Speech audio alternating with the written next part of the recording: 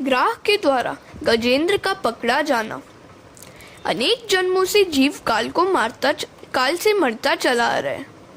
मगर और सांप को काल की उपमा दी गई है।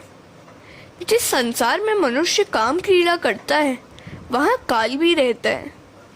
जिस समय जन्म होता है उसी समय मरण का समय भी नियत किया जाता है। मगर ने हाथी का पाँव पकड़ा था। काल जब आता है तो सबसे पहले पाँव ही पकड़ता है। पाँव की शक्ति क्षीण हो जाए तो मान लो कि काल ने पकड़ लिया है। पाँव की शक्ति क्षीण हो जाए तो सावधान हो जाना चाहिए कि अब काल समीप आ गया है। उस समय घबराना नहीं चाहिए, भगवत स्मरण में लग जाना चाहिए।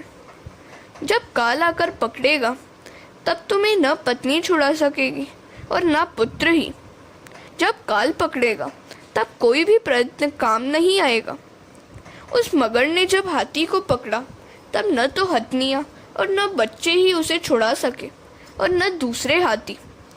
मनुष्य को जब काल पकड़ता है तब उसको कोई नहीं बचा सकता। पत्नी, पुत्र, संबंधी कोई भी उसे नहीं बचा सकता। काल के मुख में से वही छूटेगा जिसको परमात्मा का दर्शन होगा। काल के भी काल श्री कृष्ण के दर्शन से काल का नाश होगा। काल रूपी मगर के मुख में से श्री हरि का सुदर्शन चक्र ही छुड़ा सकता है।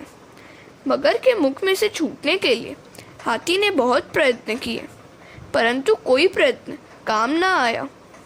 हथनी और बच्चों ने भी प्रयत्न किए परंतु कुछ काम न चला। जब काल पकड़ता है तो कोई भी प्रयत्न काम नहीं आता। 1 महीना इसी प्रकार दोनों के बीच युद्ध चलता रहा। मगर हाथी को गहरे पानी में खींचता चला जा रहा था, अतः अब हाथी मर जाएगा ऐसा सोचकर हथनियाँ तो उसका त्याग करके चली गईं। मनुष्य के जन्म से पहले उसका कोई संबंधी नहीं था और न मरने के बाद कोई रहेगा। फिर भी जन्म और मरण दोनों के बीच में जो समय है उस समय में उसे एक दूसरे के बिना चैन नहीं आता। परंतु अंतकाल में कोई भी काम नहीं आता। मनुष्य को ऐसी इच्छा रखनी चाहिए कि मेरी ऐसी हालत हो कि मुझे प्रभु के बिना चैन न आए। गजेंद्र अब मर जाएगा ऐसा सोचकर सब उसको छोड़कर चले गए।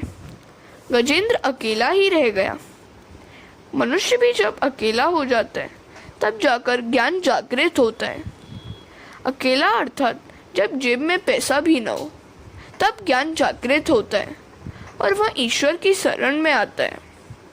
निर्बल का बल राम है। द्रौपदी ने जब तक साड़ी का आंचल पकड़ रखा तब तक श्री कृष्ण नहीं आए। ईश्वर संपूर्ण प्रेम चाहते हैं। जीव ईश्वर को थोड़ा प्रेम देता है, अतः ईश्वर मदद नहीं करते। गजेंद्र निराधार हो गया। उसको यकीन हो गया कि अब मेरा कोई नहीं है। जीव जब दुख से व्याकुल होता है तब परमात्मा को आवाज़ देता है। हर रोज गजेंद्र मोक्ष का पाठ करना जरूरी है। बुढ़ा जब बीमार पड़ेगा और अधिक दिन बीमार रहेगा तो सब ऐसी इच्छा करेंगे कि अब यह बुढ़ा मर जाए तो अच्छा है। बेटा छुट्टी लेकर आया हो और बुढ़े की बीमारी बढ़ती जाए तो वह कहेगा मैं जा रहा हूँ, मेरी छुट्टी खत्म हुई है। बुढ़े को कुछ हो जाए तो खबर देना। जीव जब मृत्यु शैया पर अकेला होता है तब उसकी हालत गजेंद्र जैसी होती है।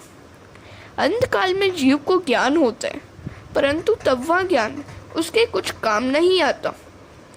मनुष्य घबराता है और वह सोचता है कि मैंने मरने की कोई तैयारी नहीं की है, अब मेरा क्या होगा।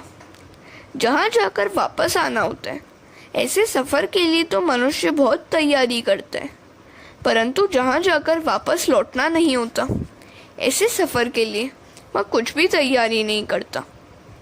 परमात्मा को राज़ी करोगे तो तुम्हारा बेड़ा पार होगा। यह गजेंद्र पशु है। पशु होकर भी वह परमात्मा को आवाज़ देता है, परंतु मनुष्य तो मृत्युशैया पर पड़कर भी हाय हाय ही करता है। पर हाय हाय करने से अब क्या मिलेगा। गजेंद्र जब अकेला हो गया तो उसको यकीन हो गया कि अब ईश्वर के सिवा मेरा कोई नहीं है। ईश्वर के आधार के बिना जीव निराधार है। अंत में सब छोड़कर चले जाते हैं। जिनके लिए सारे जीवन का भोग दिया वे भी छोड़कर चले जाते हैं। अंत काल में जीव पछताता है, हाय हाय करके उसकी जान जाती है। अंत काल में हाय हाय करके हृदय जलाना नहीं चाहते हो तो अभी से हरि का नाम लेना शुरू कर दो। आज से श्री हरि का स्मरण करोगे तो अंत काल में श्री हरि ही याद आएंगे। पशु संग्रह नहीं करता है, मनुष्य संग्रह करता है। मनुष्य आने वाले कल की चिंता करता है। काल ने पाव को पकड़ा हुआ है, यह नहीं भूलना चाहिए। पाव की शक्ति क्षीण हो जाए तो मान लेना कि मरने का समय आ गया है। हरे कृष्ण।